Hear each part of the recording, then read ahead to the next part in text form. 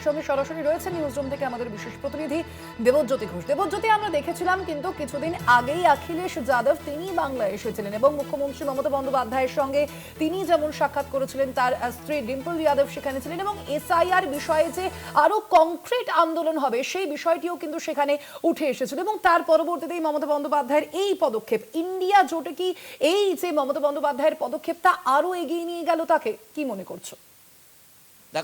দেখো তোমার প্রশ্নের উত্তরে একটু পরে আসছি। রাজ্যের মুখ্যমন্ত্রী মমতা বন্দ্যোপাধ্যায় তিনি আইনজীবী হিসেবে 1994 সালের 10ই ফেব্রুয়ারি তিনি বালুরঘাটে যে আদালত রয়েছে সেখানে তিনি কিন্তু সওয়াল করেছিলেন এবং সেই সময় তার সহযোগী হিসেবে ছিলেন একজন আইনজীবী শঙ্কর চক্রবর্তী, যিনি তৃণমূল কংগ্রেসের রাজত্বে প্রথম বিদ্যুৎ মন্ত্রী হয়েছিলেন। অর্থাৎ ভিখারি পাসওয়ানের কেসেও যেমন তিনি চুঁচুড়া আদালতে হাজির হয়েছিলেন, তেমনি বালুরঘাট আদালতেও কিন্তু মমতা বন্দ্যোপাধ্যায় হাজির হয়েছিলেন। সেই দিক থেকে এসআইআর পরিবেশে যেভাবে বিভিন্ন অবিজেপি রাজনৈতিক দলের নেতারা মমতা বন্দ্যোপাধ্যায়ের সঙ্গে গত 24 ঘন্টায় বৈঠক করেছেন, তাতে এসআইআর ইস্যুকে গোটা ভারতবর্ষে ছড়িয়ে দিতে পেরেছেন তৃণমূল নেত্রী মমতা বন্দ্যোপাধ্যায়। আজকে সুপ্রিম কোর্টের শুনানিতে মমতা বন্দ্যোপাধ্যায় কি বলেন তার দিকে রাজনৈতিক মহল তাকিয়ে রয়েছে। যে মাইক্রো অবজারভাররা যারা কিন্তু এই এসআইআর তালিকাকে প্রভাবিত করার চেষ্টা করছে বলে তাদের তৃণমূল কংগ্রেসের অভিযোগ, সেই জায়গাতে তাদের যাতে ব্যবহার না করা হয়, তাদের যাতে প্রত্যাহার করা হয়, সেই দিকেও মমতা বন্দ্যোপাধ্যায় যেমন সওয়াল করবেন, তেমনি মমতা বন্দ্যোপাধ্যায় বেশ কিছু বৈধ ভোটার যাতে স্বাধীনতার আন্দোলনের আগে থেকে যাদের জমির দলিল পর্যন্ত রয়েছে সেই সব তথ্যও রাজ্যের মুখ্যমন্ত্রী মমতা বন্দ্যোপাধ্যায় আজকে 1 নম্বর আদালতে পেশ করবেন এবং প্রধান বিচারপতির যে বেঞ্চে তার মামলাটি রয়েছে সেই মামলাটির সিরিয়াল নম্বর হলো 37। সেই 37-এ শুনানি হবে এই মামলায়। সেই জায়গাতে তৃণমূল কংগ্রেসের পক্ষ থেকে যে 3টি মামলা করা হয়েছিল সেই 3টি মামলা, তার মধ্যে দোলা সেন একটি মামলা করেছিলেন, সেই 3টি মামলা কিন্তু একত্রে শুনানি হতে পারে বলে আমরা সুপ্রিম কোর্ট সূত্র থেকে জানতে পারছি। এবং আধার কার্ডকে যাতে পরিচয়পত্র হিসেবে গণ্য করা হয়, কারণ এই আদালত সে তার দিকে যাতে দিন নির্ণয় করে এবং যেভাবে গণহারে 7 নম্বর ফর্ম ফিল করে ভারতীয় জনতা পার্টি রাজনৈতিকভাবে বৈধ ভোটারদের ভোটার তালিকা থেকে বাদ দেওয়ার চেষ্টা করছে, সেই জায়গাতেও কিন্তু আলোকপাত করতে পারেন রাজ্যের মুখ্যমন্ত্রী মমতা বন্দ্যোপাধ্যায়। এবং সেই জায়গাতে জীবিত ব্যক্তিকে যেভাবে মৃত করা হয়েছে, মৃত ব্যক্তিকে যেভাবে জীবিত করা হয়েছে সেই তথ্যও কিন্তু আজকে আদালতে পেশ করবেন রাজ্যের মুখ্যমন্ত্রী। ইতিমধ্যেই তিনি 1 নম্বর কোর্টে পৌঁছে গেছেন এবং শুনানি যেটি হবে সেটা 37 নম্বর সিরিয়ালে রয়েছে। সেখানে 3টি মামলা একসঙ্গে শুনানি হওয়ার সম্ভাবনা রয়েছে।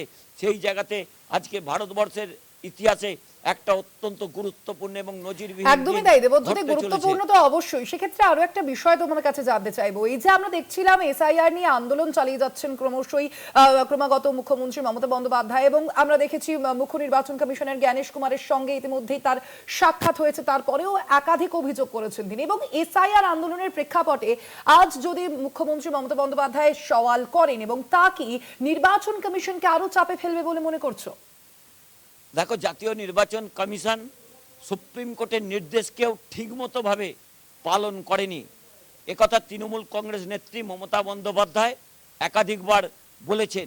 সেই জায়গাতে আজকে জাতীয় নির্বাচন কমিশন জ্ঞানেশ কুমারের উপর কিন্তু অত্যন্ত রাজনৈতিকভাবে চাপ পড়তে পারে, কারণ রাজ্যের মুখ্যমন্ত্রী মমতা বন্দ্যোপাধ্যায় সুপ্রিম কোর্টে যাচ্ছেন, কোন অবস্থায় আদালতে যাচ্ছেন, যখন জাতীয় নির্বাচন কমিশন কার্যত চুপ করে রয়েছেন।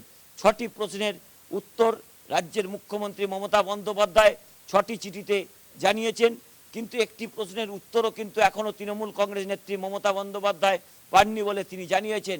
যদিও জাতীয় নির্বাচন কমিশন সূত্রে জানানো হয়েছে যে সমস্ত উত্তর নাকি তারা দিয়েছেন, কিন্তু সেই উত্তর কি দিয়েছেন তা কিন্তু সাধারণ মানুষের কাছে অজানা। সেই জায়গাতে মমতা বন্দ্যোপাধ্যায় আজকে আদালতে সওয়াল করবেন, যা কার্যত জাতীয় নির্বাচন কমিশনারের কাছেও একটা রাজনৈতিকভাবে চাপ পড়ার সম্ভাবনা রয়েছে। কারণ তৃণমূল কংগ্রেস নেত্রী মমতা বন্দ্যোপাধ্যায় বলেছেন অন্য রাজ্যে যেটা সম্ভব হয়েছে, যেভাবে জাতীয় নির্বাচন কমিশন নির্বাচনকে প্রহসনে পরিণত করেছে, পশ্চিমবঙ্গে কিন্তু তারা করতে পারবেন না।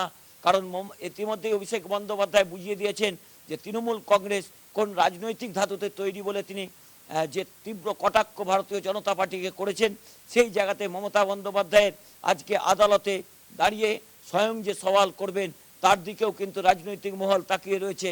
অর্থাৎ বিরোধী রাজনৈতিক দলগুলি যারা বেশ কয়েকদিন শীত ঘুমে চলে গেছিলেন মমতা বন্দ্যোপাধ্যায়ের এই আচরণে, হয়তো তারা বেশ কিছুটা জেগে উঠবেন। কারণ রাজ্যসভা এবং লোকসভাতে তৃণমূল কংগ্রেস প্রতিবাদ করছে, কংগ্রেসও প্রতিবাদ করছে। সেই জায়গাতে আজকে মমতা বন্দ্যোপাধ্যায় রাজনৈতিকভাবে যে অক্সিজেন বিরোধী রাজনৈতিক দলগুলোকে দিলেন, যেগুলো ইন্ডিয়া জোটের শরিক, তাদের কাছেও কিন্তু অত্যন্ত গুরুত্বপূর্ণ। স্বর্ণালী, সেক্ষেত্রে বিজেপি বিরোধী শক্তিগুলির মধ্যে কি মুখ্যমন্ত্রী মমতা বন্দ্যোপাধ্যায়ের এই পদক্ষেপ তাকে তৃণমূল কংগ্রেসকে আরো এক ধাপ এগিয়ে দিল? দেবজ্যোতি, কি মনে করছো? দেখো, রাজনৈতিকভাবে তৃণমূল কংগ্রেস যথেষ্ট শক্তি আদায় করে নিয়েছে। কারণ তৃণমূল নেত্রী মমতা বন্দ্যোপাধ্যায়, অভিষেক বন্দ্যোপাধ্যায় যেভাবে লড়াই করছেন, একেবারে দাঁতের দাঁত চেপে লড়াই করছেন, যেখানে অন্য রাজনৈতিক দলগুলি সে রাজ্যে যখন এসআইআর হয়েছে বা ইডি সিবিআইয়ের যে ভূমিকা, সেখানে কার্যত তারা আত্মসমর্পণ করেছিল। সেখানেই মমতা বন্দ্যোপাধ্যায় তৃণমূল কংগ্রেসের সঙ্গে তফাৎ, তারা কিন্তু আত্মসমর্পণ করেননি, একেবারে প্রতিঘাতের জায়গায় গেছেন। সেই জায়গাতে মমতা বন্দ্যোপাধ্যায়ের আজকে যে লড়াই, তা কিন্তু ইন্ডিয়া জোটকে যথেষ্ট শক্তিশালী করবে, মানসিকভাবে যথেষ্ট অক্সিজেন দেবে। সেই জায়গাতে মমতা বন্দ্যোপাধ্যায় কোন কোন বিষয়গুলি আদালতের শুনানিতে তিনি বলেন তার দিকেই তাকিয়ে রয়েছে। এবং রাজনৈতিক মহল অন্যদিকে 1 নম্বর কোর্ট যেখানে রয়েছে সেখানে কিন্তু মমতা বন্দ্যোপাধ্যায় ইতিমধ্যেই পৌঁছে গেছেন। এবং 37 নম্বর সিরিয়ালে তৃণমূল কংগ্রেস নেত্রী মমতা বন্দ্যোপাধ্যায়ের যে অভিযোগ, সেই অভিযোগের শুনানি হবে। সেখানে তৃণমূল কংগ্রেসের যে 3টি অভিযোগ ছিল, একটি মহুয়া মৈত্র, একটি দোলা সেনের যে অভিযোগ ছিল, সেগুলো কিন্তু একসাথে শুনানি হবার সম্ভাবনা রয়েছে। সেই জায়গাতে আজকে মমতা বন্দ্যোপাধ্যায়ের যে ভূমিকা, তা কিন্তু অত্যন্ত গুরুত্বপূর্ণ হতে চলেছে। একেবারে অবশ্যই দেবজ্যোতি, আমাদের সেদিকে নজর থাকবে। আজ সেই শুনানির দিকে অবশ্যই কোন কোন গুরুত্বপূর্ণ তথ্য, কোন কোন গুরুত্বপূর্ণ বিষয় আজ মুখ্যমন্ত্রী তুলে আনেন, সেদিকেও নজর থাকবে। আপাতত ধন্যবাদ তোমায়। আমরা কথা বলছিলাম, আমাদের সঙ্গে সরাসরি ছিলেন বিশেষ প্রতিনিধি দেবজ্যোতি ঘোষ। আজ ইতিমধ্যে সুপ্রিম কোর্টে পৌঁছে গিয়েছেন মুখ্যমন্ত্রী মমতা বন্দ্যোপাধ্যায়, সেই ছবি আপনাদের সামনে ইতিমধ্যেই তুলে ধরেছে। এবং মুখ্যমন্ত্রী মমতা বন্দ্যোপাধ্যায়ের সঙ্গে কিন্তু অন্যান্য আইনজীবীরাও আজ ইতিমধ্যেই পৌঁছে গিয়েছেন সেখানে। এবং তার পক্ষ থেকে যে আবেদন করা হয়েছে, সেই আবেদনেও কিন্তু একাধিক উল্লেখযোগ্য বিষয় উঠে এসেছে। 2025 সালের যে ভোটার তালিকা অনুযায়ী যেন 2026 সালের নির্বাচন হোক, সেই আবেদন জানিয়েছেন মুখ্যমন্ত্রী। একই সঙ্গে লজিক্যাল ডিসক্রিপেন্সি এবং আনম্যাপড যে ভোটারদের তালিকা যেন প্রকাশ করার নির্দেশ দিক শীর্ষ আদালত, সেই বিষয়েও কিন্তু আজ আবেদন জানিয়েছেন মুখ্যমন্ত্রী মমতা বন্দ্যোপাধ্যায়। এবং কোনোভাবেই যেন যাদের নামেই লজিক্যাল ডিসক্রিপেন্সির তালিকায় রয়েছে, অর্থাৎ তথ্যের যে অসঙ্গতির তালিকায় যাদের নাম রয়েছে,